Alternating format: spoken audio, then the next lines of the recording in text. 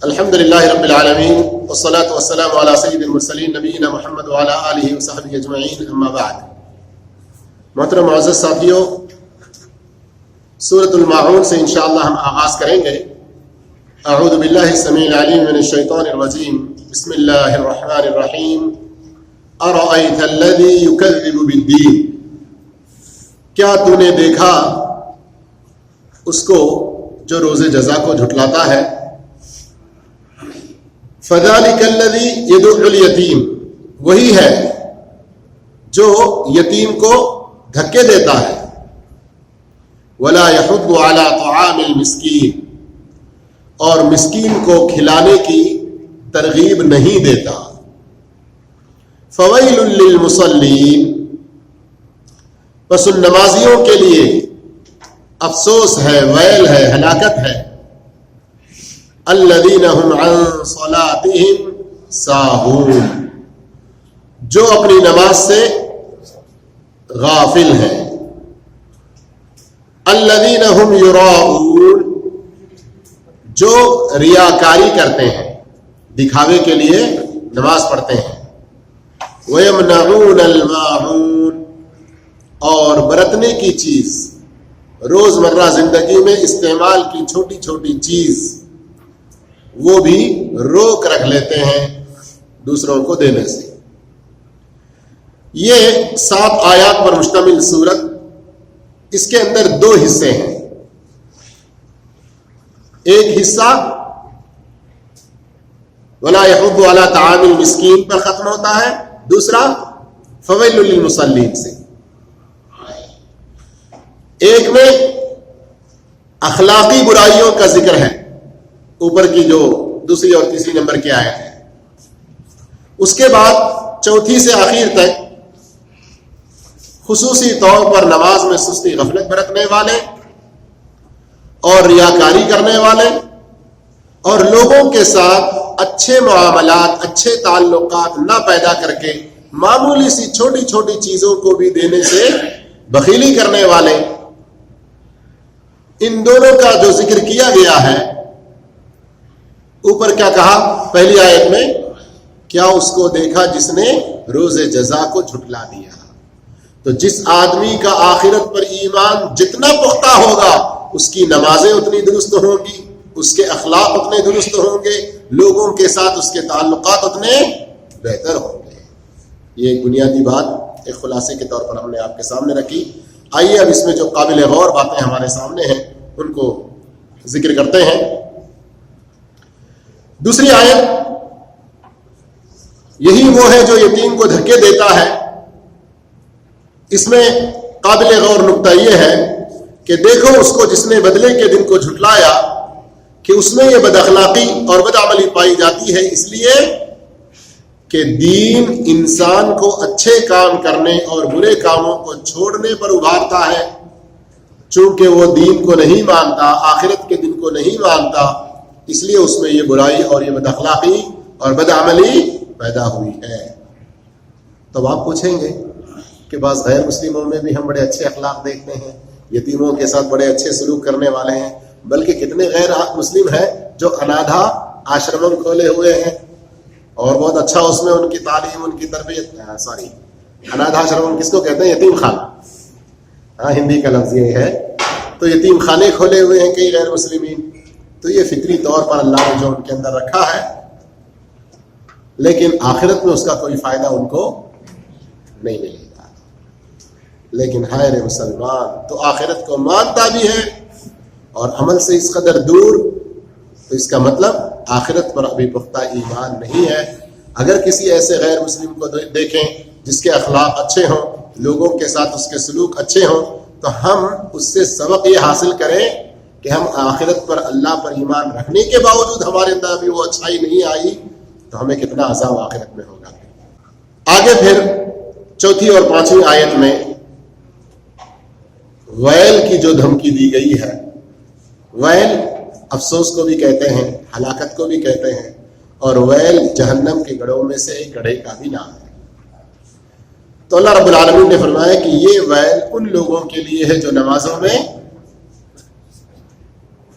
میں غفلت برتتے ہیں۔ سستی کرتے ہیں. اور آج ہم میں سے کتنے لوگوں کا حال یہ ہے؟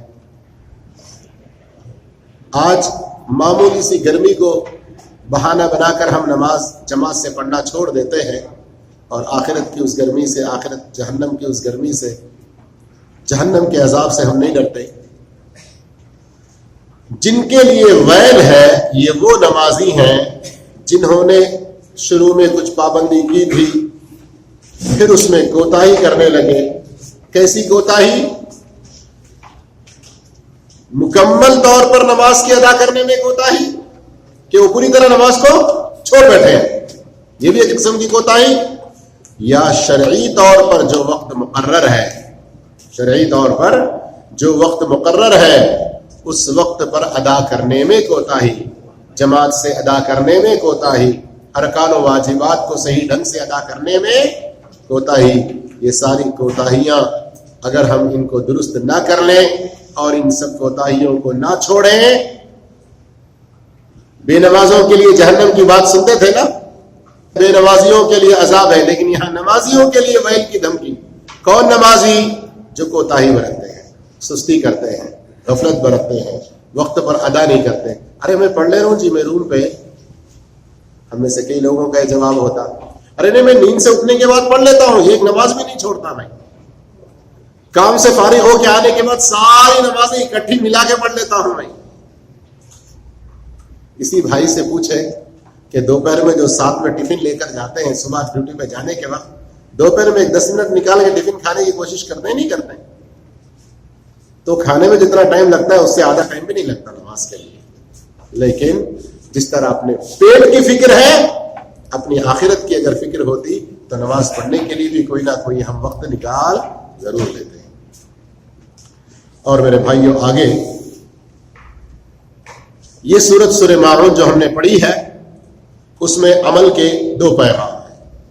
پہلا پیغام یہ ہے کہ آپ کے قرب و جوار میں رہنے والوں کو نصیحت کریں کہ مسکینوں کو کھلانے کا اہتمام کریں. تو یعنی اس کا مطلب دوسروں کو نصیحت کریں لیکن خود نہ کریں، ایسا تو نہیں نا.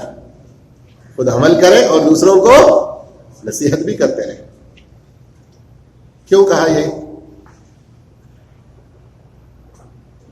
جلدی جواب دیجیے.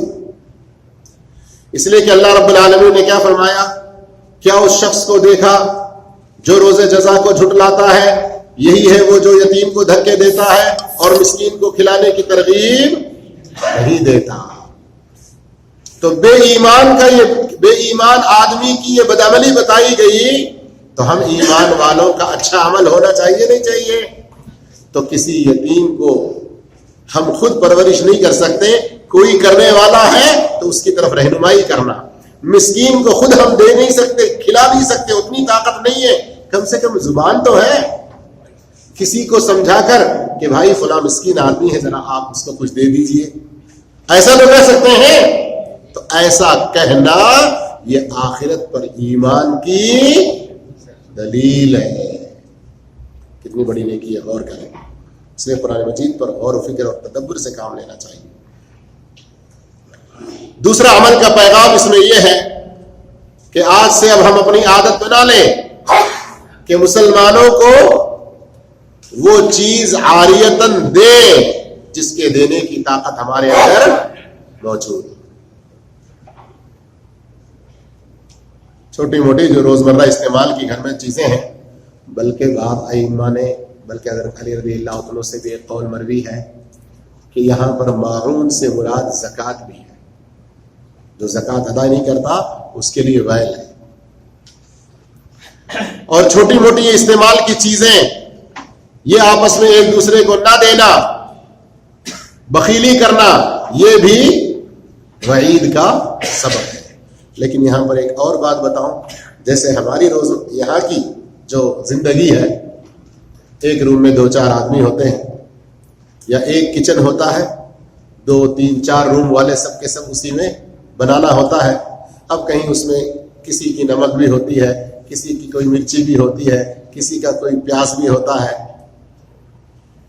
کبھی ایسی ضرورت پڑ گئی، مانگ لیا کوئی، تو جس کے پاس ہے وہ دینے میں بخیلی نہ کرے. لیکن کچھ لوگ بڑے چال باز بلکہ بڑے بدماش ہوتے ہیں، اللہ ہدایت عطا فرمائے۔ ارے وہ تو لا رہا ہے نا، میں کیوں جا کے مارکیٹ میں خرید کے لاؤں، مجھے تو اتنی سی پیاز ہو تو کافی ہے، میں اس سے لے لوں گا، میں اس سے لے لوں گا، میں اس سے لے لوں گا، یہ عادت بنا لیتے ہیں۔ تو ایسے لوگ ذرا اس حدیث کو بھی سوچیں، اس حدیث سے عبرت حاصل کریں، بلا وجہ کسی کے اوپر بوجھ نہ بنے، بغیر مجبوری کے کسی کو تکلیف ایذا نہ پہنچائے، مانگ مانگ کر، پوچھ پوچھ کر۔ حدیث میں آتا ہے کہ جو شخص اس طرح مانگنے کی عادت ڈال لیتا ہے جبکہ اس کی طاقت اور اس کی حیثیت ایسی نہیں ہے کہ وہ مانگنے کی ضرورت پڑے، لیکن کیا ہے، اپنے آپ میں کوتاہی، سستی کہ چلو مجھے جو تھوڑا سا لینا ہے اس سے لے لوں گا، بلکہ بعض لوگ تو پوچھ کے لوں گا تو کہیں وہ غصہ ہو جائے گا، چوری کرتے ہیں، پھر کیا سمجھتے ہیں اپنے آپ میں، ارے تھوڑی سی تو چیز ہے، جبکہ صحیح بخاری کے حدیث میں ایسی بھی بات آتی ہے، لعنت ہے اس چور کے اوپر جو انڈا چوری کرے اور اس کا ہاتھ کاٹا جائے۔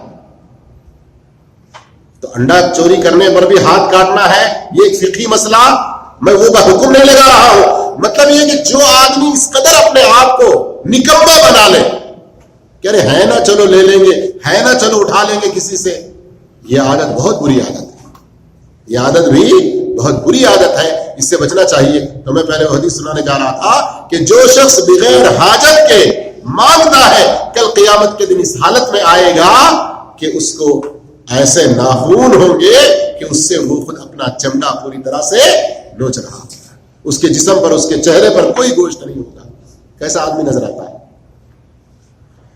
بات بہت لمبی ہو رہی ہے، چلیے آگے بڑھتے ہیں۔ ہدایت کا کیا پیغام اس کے اندر ہے کہ آپ کبھی بھی کسی بھی نماز میں غفلت نہ برتیں، بچ کر رہیں، محتاط رہیں کہ ان لوگوں میں سے نہ ہو جائیں جو اپنی نماز میں غفلت برتتے ہیں، اپنی نمازوں سے غافل رہتے ہیں۔ آئیے اب اس کے بعد والی سورت کی طرف چلتے ہیں، سورت قریش۔ بسم اللہ الرحمن الرحیم۔ لإیلاف قریش، قریش کے مانوس کرنے کے لیے، ایلافہم رحلۃ الشتاء والصیف، یعنی انہیں سردی اور گرمی کے سفر سے مانوس کرنے کے لیے، فَلْيَعْبُدُوا رَبَّ هَذَا الْبَيْتِ، پس انہیں چاہیے کہ اس گھر کے رب کی عبادت کرتے رہیں، الذی اطعمہم من جوع وآمنہم من خوف، جس نے انہیں بھوک میں کھانا دیا اور ڈر اور خوف میں امن و امان دیا۔ قریش کے حوالے سے اس کے اندر بہت بڑی نعمت کا ذکر ہے جو اللہ رب العالمین نے ان پر اپنی نعمتیں برسائی، وہ کیا ہے اس کا ذکر یہاں پر ہے۔ تو اس میں بس انہیں چاہیے کہ اس گھر کے رب کی عبادت کرتے رہیں۔ اس مفہوم کو سمجھنے کے لیے اس کے بعد جو سورت آ رہی ہے سورت الفیل، اس کا کچھ حصہ سمجھنا ذرا بہتر رہے گا۔ مختصراً یہ ہے کہ آپ کو پتا ہے کہ ابرہا جو حملہ کرنے کے لیے، جس کا ذکر ہم اگلی بار بھی کریں گے، حملہ کرنے کے لیے آیا تو اللہ رب العالمین نے خود اپنی طاقت اور قوت سے ان کو ہلاک کیا، کسی کو مقابلہ کرنے کی نوبت بھی نہ آئی۔ اللہ نے ان کو ہلاک کیا جنہوں نے قریش کا برا چاہا۔ عرب کے دلوں میں حرم اور اہل حرم کی عظمت کو بٹھا دیا۔ آپ کو پتا ہے، سنتے رہتے ہیں کہ زمانے جاہلیت میں ہر طرف لوٹ مار، ڈکیتی وغیرہ، چوری سب کچھ عام تھی۔ لوگوں کو سفر کرنا کہیں باہر دور بڑے خطرات پیش آتے، بلکہ اپنے اکیلا تنہا کوئی سفر کرنا پسند نہیں کرتا، پوری جماعت کے ساتھ سفر کرتے۔ لیکن یہ اہل حرم یعنی قریش کے لوگ، اللہ نے ان کی محبت لوگوں کے دلوں میں، ان کی عظمت لوگوں کے دلوں میں ایسی بٹھا دی کہ یہ کعبہ والے ہیں، کعبہ کے متولی ہیں، یہ حرم کے رہنے والے ہیں۔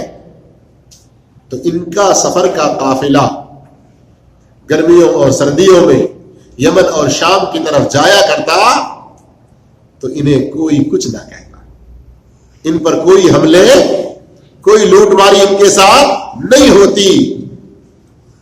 اللہ رب العالمین نے کتنا ان کو امن و امان میں رکھا تھا، تو اسی کو یاد دلا رہا ہے۔ یہاں تک کہ جب اہل حرم یعنی قریش کسی سفر پر نکلتے تو لوگ ان کا احترام کرتے، انہیں کوئی رکاوٹ پیش نہ آتی. اسی لیے اللہ نے انہیں شکر کرنے کا حکم دیا کہ وہ اس گھر کے رب کی عبادت کریں. اب عبادت کریں کا کیا مطلب؟ توحید کو اپنا کر عبادت کس کے لیے خالص کریں؟ صرف اور صرف اللہ ہی کے لیے عبادت کو خالص کریں. تو مکہ کے رہنے والے قریش کے اوپر اللہ رب العالمین نے اتنا بڑا انعام کیا ہے تو صرف انہی کے لیے یہ خاص ہے کہ وہ اللہ کی عبادت کریں؟ باقی سب لوگ انشاءاللہ عمل اور ہدایت کے پیغام میں وہ باتیں آپ کو مزید آپ کے سامنے انشاءاللہ آئیں گی. اب یہاں آخری آیت جو اس کے اندر ہے سورہ قریش میں، اس پر ذرا آپ غور فرمائیے. الذی اطعمہم من جوع وآمنہم من خوف. وہی اللہ ہے جس نے انہیں بھوک میں کھانا دیا اور ڈر و خوف میں امن و امان دیا. تو کھانا اور امن و امان، بھوک اور ڈر. انسان بھوکا ہو، ڈر اور خوف میں ہو تو وہ کیسی زندگی ہوتی ہے؟ اس کے برعکس کھانے پینے کی اسے ساری سہولتیں ملتی رہے، ہر طرح سے امن و امان رہے، کتنا اس کو سکھ ہوتا ہے. بھوک کے وقت کھانا، ڈر کے وقت امن، ان دونوں کا اکٹھے مل جانا بہت بڑی نعمت ہے، بہت بڑی نعمت ہے. اس لیے کہ انسان اس وقت تک خوشحال اور خوشبخت نہیں ہوتا جب تک کہ یہ دو نعمتیں اکٹھی نہ مل جائیں. اکٹھی مل جانا نہیں، ایک ساتھ. بھوک کی حالت میں زندگی اور ڈر و خوف میں امن کا کوئی تصور نہیں ہو سکتا. جب یہ دونوں اکٹھے مل جائیں تو پھر نعمت ہی نعمت ہے. اگر کوئی انسان بہترین کھانا اس کے پاس ہو لیکن امن و امان نہ ہو تو وہ سکون سے کھا سکتا ہے؟ کیا کہتے ہیں ہم لوگ؟ وہ دو نیوالے جو کھا رہا ہے اس کے پیٹ کو لگیں گے بھی نہیں، ہے نا؟ اور اسی طرح امن و امان تو ہے لیکن اس قدر بھوک مری، اس قدر فقر و فاقہ اور غربت کہ کھانے کو ترسنا پڑ جائے تو وہ حالت بھی کیسی رہتی ہے. افریقہ کے بعض علاقوں میں آج بھی کچھ ایسے لوگ رہتے ہیں، انٹرنیشنل لیول کے جو صحافی ہیں، جب ان کی تصویر اتارنے کے لیے آتے ہیں، ان کی ویڈیوگرافی بناتے ہیں تو کئی ایک ان کی حالت کو دیکھ کر رو پڑتے ہیں. ایسے ویڈیوز ہمارے سامنے آ چکے ہیں. تو میرے بھائیوں، ذرا ان لوگوں کے حالات کو دیکھ کر اللہ ہمیں جو کھلا رہا ہے، جو پلا رہا ہے، جس امن میں ہم کو رکھا ہے، اس کا شکر کرنا ضروری ہے نہیں ہے؟ کیسے شکر کریں گے؟ جی ہاں، ان نعمتوں کو اللہ کی رضا میں استعمال کرنا، اس کی اطاعت میں استعمال کرنا، اس کے ساتھ کسی طرح کی نافرمانی نہیں کرنا، یہ حقیقی شکر ہے. شکر کا یہ مطلب نہیں کہ ادھر نمازیں بھی چھوڑو، صرف الحمدللہ الحمدللہ بول لو. شکر کا یہ مطلب نہیں کہ اس کی نعمتوں کو اس کی نافرمانی میں استعمال کرو اور پھر یہ خیال کر لو کہ ہم کو جو ملا ہے اس تو فلاں غریب کو بھی تو ہم دے رہے ہیں، رمضان میں ہم غریبوں میں راشن بھی تقسیم کر رہے ہیں.